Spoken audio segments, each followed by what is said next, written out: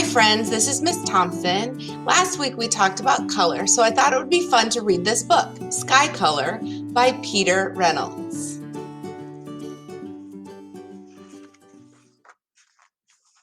Sky Color.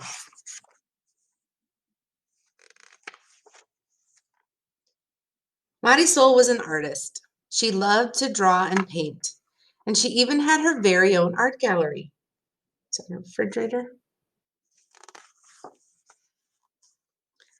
Not all her art hung in a gallery. Much of it she shared with the world. She painted posters to share ideas she believed in.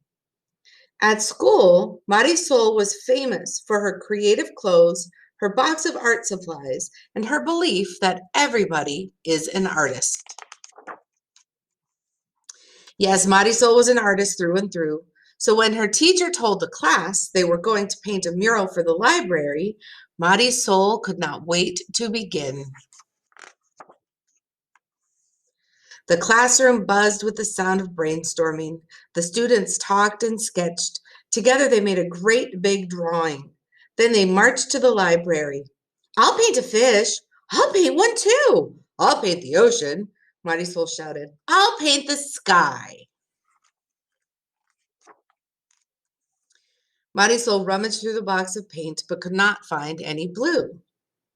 How am I going to make the sky without blue paint? The bell rang. It was time to put their brushes down for the day. As she climbed aboard the bus, Marisol kept wondering. All the way home, she stared out the window. The sun lowered closer to the horizon. Later at home, Marisol watched the day turn into night. That night, Marisol settled into a deep dream.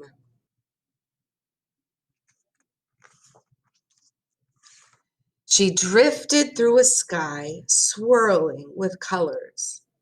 The colors mixed, making too many to count. In the morning, Marisol stood waiting for the bus in the rain. The sky was not blue. She smiled. At school, Marisol raced to the library. She grabbed a dish and began adding colors, this one and that one. She swirled the brush to make an altogether new color. Marisol then began painting on the wall. A boy asked, "What color is that?" Marisol said, "That is sky color."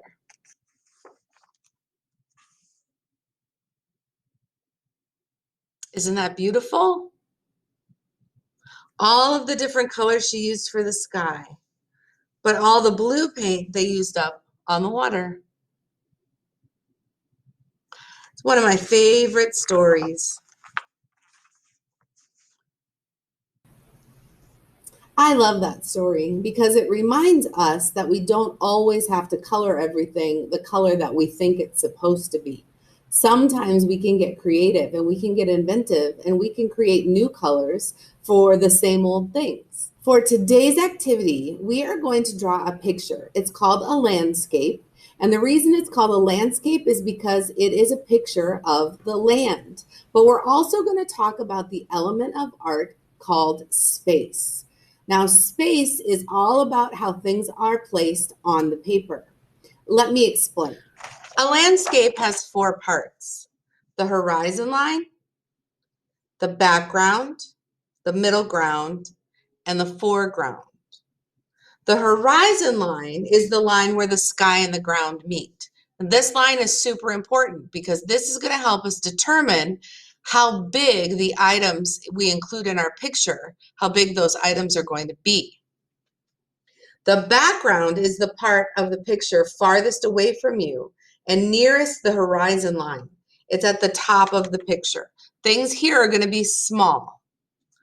The middle ground is the part of the picture that is not the farthest away, but it's also not the closest. It's in between the background and the foreground. And then the foreground, of course, is the part of the picture that's closest to you. It's at the bottom of the picture. Anything you place in the foreground is going to be the biggest things in your picture. Let me give you an example. I found this picture by an art teacher named Mrs. Pike, and here is a great example of the 4 parts of a landscape. If you look at the background, that's everything above the horizon line. The horizon line is the red line, and even though there's a mountain there, that's still the horizon line because it's where the sky and the ground meet. Then we have the middle ground, which is the water, and then some of those trees in the back. And then we've got the foreground that has the large flowers and the large trees at the front of the picture. Okay, to get started on our landscape, this is what I'm going to use just to demonstrate, and then we'll make a picture. So this is my foreground. So whatever I draw here has to be the biggest. I'm actually going to go right in the middle, and I'm going to draw a tree. And I'm going to draw a really big tree because he's right in the front of my picture.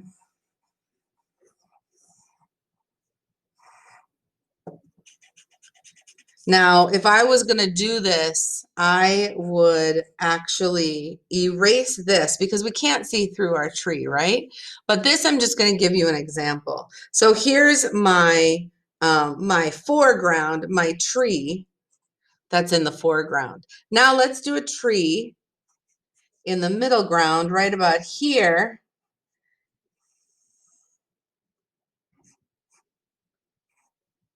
He's behind the tree in the foreground.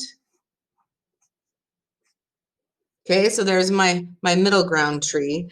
And then back here, I'm going to do my background tree. I'm going to start right about here. And that's my tree in the background. See how they change shape or they change size? The one in the back is very, very small. The one in the middle is medium sized. And then the one in the foreground in the front is very, very big. All right, so let's get a clean piece of paper and let's draw our picture. Now I'm going to do a desert scene. I'm going to start by drawing my horizon line. Then I'm going to start by drawing my first cactus. And I'm going to do the same thing I did with my trees. Now, cactus are really, really simple. I'm just going to show you on the back of this page really quick. If you just draw like a really tall letter N and then draw a big U, then just erase the lines that need to be erased. That's pretty good cactus. Okay, so I'm going to show you again. You're just going to draw a really big tube, an upside down, really tall upside down U, I guess. And then you're going to draw another U.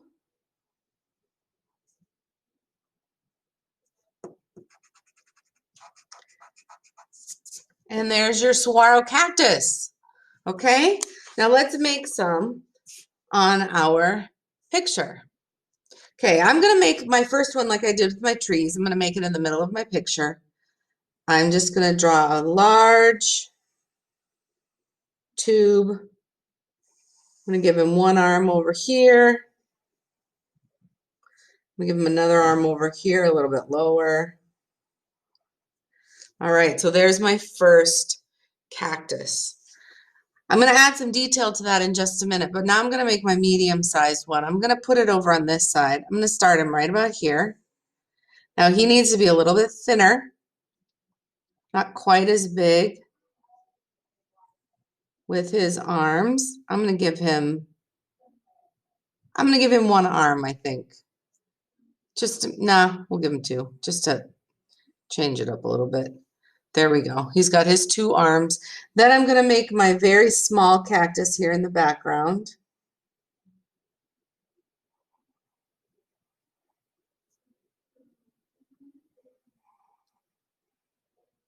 Just like that. All right, now I've got my cactus.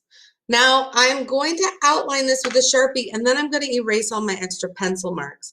I do that so that I don't accidentally erase something that I shouldn't erase. Now here's my favorite thing about Sharpies, if I haven't told you this yet. I like Sharpies because they fix all my mistakes that I make with my pencil. All right, I'm just going to do this really quickly.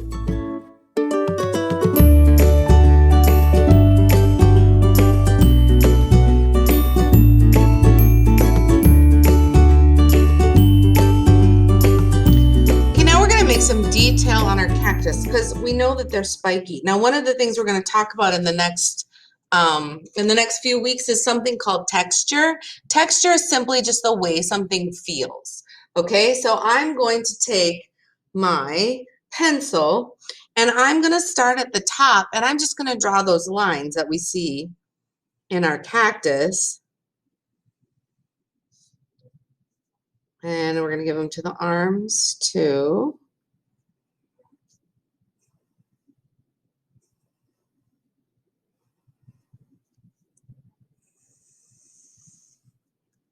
It's okay if they're not straight, because remember, nature's not 100% perfect either.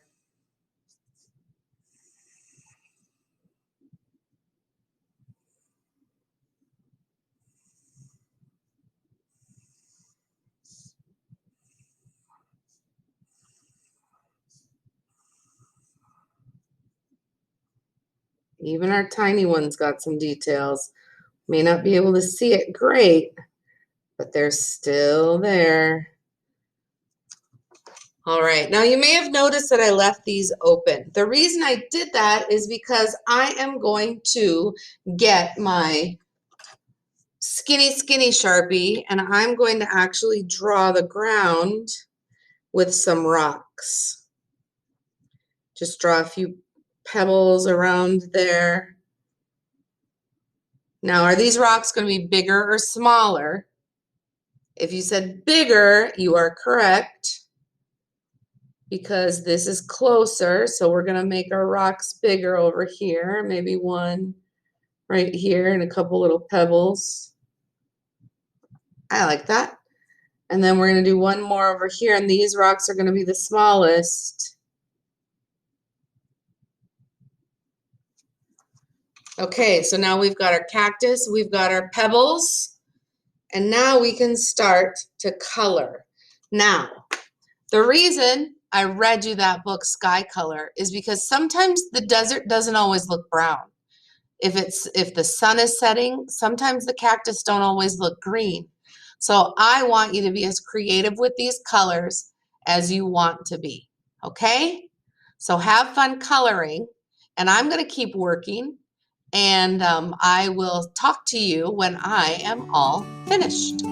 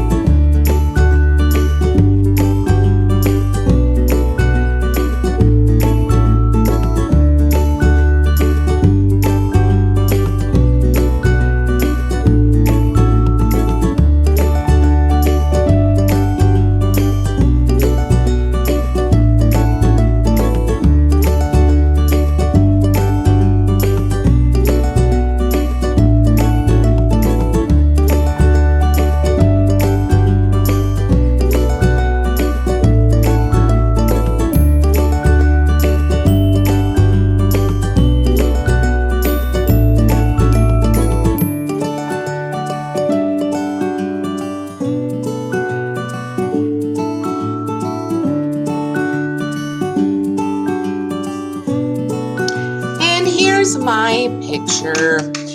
I put some shadows on the ground. That's something we haven't learned yet, so don't worry about that unless you want to. Of course, if you want to experiment, that's part of the fun of art, is just trying new things. And I also just kind of layered some colors in there just to give it a little bit more depth and to make it a little bit more interesting. That's one of the reasons why I love working with color crayons and color pencils for that matter, because you can just kind of keep adding color on top of color on top of color.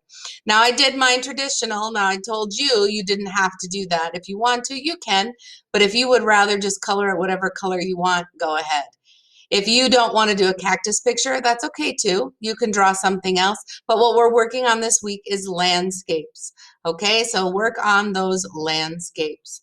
Thanks everybody. I had fun this week. I hope you did too, and we'll see you next time.